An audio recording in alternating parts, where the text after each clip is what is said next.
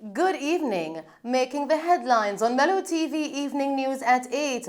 Montego Bay police seek public's help to identify woman that was fatally stabbed. Quadruple murder in Central Village. Sections of Clarendon under curfew. JCF responds to Police Federation controversy. And now the details.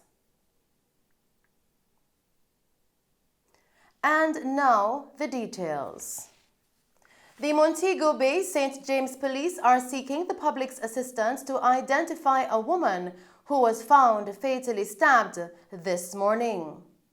The unidentified woman, believed to be in her early 60s, was discovered in a seated position beside a wall at the entrance to a Burger King fast food outlet along the Jimmy Cliff Boulevard.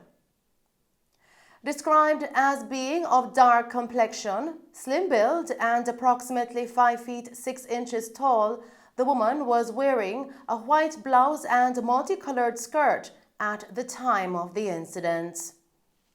Residents stumbled upon her body at around 12:10 a.m. and she was found in a pool of blood with an apparent stab wound to the upper back. She was rushed to the Cornwall Regional Hospital, where she was pronounced dead. The police are urging anyone with information about the woman's identity or any relevant details to contact the nearest police station promptly. 4 men were shot and killed in Central Village in the wee hours of this morning. Senior Superintendent of Police SSP Stephanie Lindsay provides the details.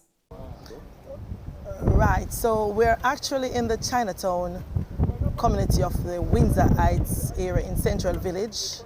What we know thus far is that sometime after 3:30 today, residents reportedly heard explosions. Sometime after 8 o'clock, they checked a section of the community where they saw the bodies of 4 men. They have been identified so far as Justin McGregor, OC AK Man, Mark Ellis, OC Frosty, and 2 others who are identified only by their aliases as Ottoman and Mentor. In relation to the deceased, we know so far that Justin McGregor, AK Man, was said to be the leader of the Jaggy gang. That's a long-standing gang that has been operating in this community for some time. And he was on the St. Catherine South Most Wanted list for a long time. Recently, his status was elevated because of recent incidents in this community. Investigations have so far led to the fact that 1 man was linked to the Gordon Penn community, and there is a possible connection between men from the area and a gang. At the moment, they are following several lines of inquiries. They have not yet identified any suspect. However, they have identified a person of interest that they believe can assist with the investigation. He was the original leader of the Jaggy gang. He goes by the name of Delcita Chin, AK 3 Ways. And he was recently returned to the community. As a matter of fact, he came back to the community last week after he was acquitted in a shooting incident. So based on recent happenings, the investigators are satisfied that he can assist with the investigation at this point. So hence, he's a person of interest. The investigation is being led by the Major Investigation Division in collaboration with detectives from the St. Catherine South Division. And in another fatal stabbing incident, at around 1:30 a.m. today, a man was stabbed along a section of Barnett Street in Montego Bay, prompting the St. James Police to initiate a manhunt to apprehend the culprits responsible for this attack. Now, the victim, who is unidentified at this time, was rushed to the hospital in critical condition following the incident. However, he later died. The St. James Police are actively investigating the incident and are seeking any leads that can help to identify and apprehend the perpetrators behind this crime. Anyone with relevant information is being urged to come forward and assist. In response to security concerns, authorities have imposed a 48-hour curfew in specific areas of Clarendon. The curfew took effect from 6 p.m. yesterday and will continue until 6 p.m. tomorrow, July 29. The outlined boundaries of the curfew are as follows. North, along an imaginary line approximately 2,050 meters from Wembley Centre of Excellence to New Village. East, along an imaginary line approximately 4,085 meters from New Village to Land Lease at the southern boundary. South, along an imaginary line approximately 1,560 meters from Land Lease to the Raymonds community at the western boundary. And west, along an imaginary line approximately 4,560 meters from the Raymonds community to Wembley Centre of Excellence at the northern boundary. Now, during the hours of the curfew, all individuals within the designated areas are mandated to stay within their premises unless they have received written authorization from the ground commander.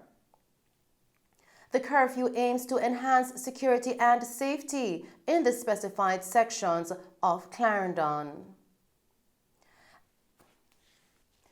In other news tonight, authorities have charged 30-year-old Santino Hibbert in connection with an armed confrontation that occurred in the Spring Park district of St. Elizabeth on July 8. Hibbert, a resident of Luana Housing Scheme located in Black River, St. Elizabeth, faces charges of unauthorized possession of a prohibited weapon and unauthorized possession of ammunition. According to reports coming into our news center from the Black River Police, the incident unfolded at around 10 p.m. when a police patrol team in the area heard gunshots. Upon responding, the officers encountered men riding on a motorcycle who immediately opened fire at the police team. The officers retaliated, leading to a brief exchange of gunfire. Now, during the confrontation, Hibbert sustained gunshot wounds and he was swiftly taken to the hospital for medical treatment under police guard. A Taurus revolver with 3 cartridges was seized at the scene. Meanwhile, his accomplice managed to escape on foot and remains at large.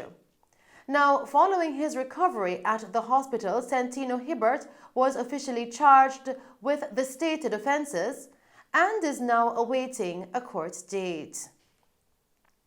Continuing with the news, the High Command of the Jamaica Constabulary Force JCF has issued an official statement regarding recent events involving Corporal Rohan James, chairman of the Police Federation.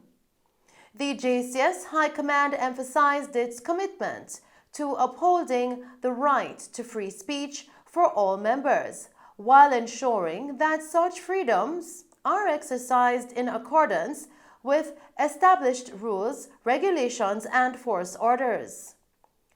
Further to this commitment is essential to maintaining the professionalism, integrity, and honor of the force. The statement refers to an incident on July 15 of this year during a funeral service for a deceased constable where Corporal James made several comments that came under internal investigation by the Inspectorate Professional Standards Oversight Bureau, IPROB. Preliminary findings from the inquiry revealed that his statements were in violation of JCF's rules, regulations, and force orders and were deemed disrespectful, unprofessional, and unfitting for his office and rank, potentially bringing disrepute to the JCF. In adherence with established protocols, Corporal James has been served with multiple charges and will now face a court of inquiry.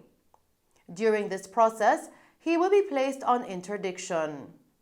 Further to this, while the JCF upholds the confidentiality of its internal procedures to ensure fair and unbiased proceedings, the matter has become public, necessitating the release of this information.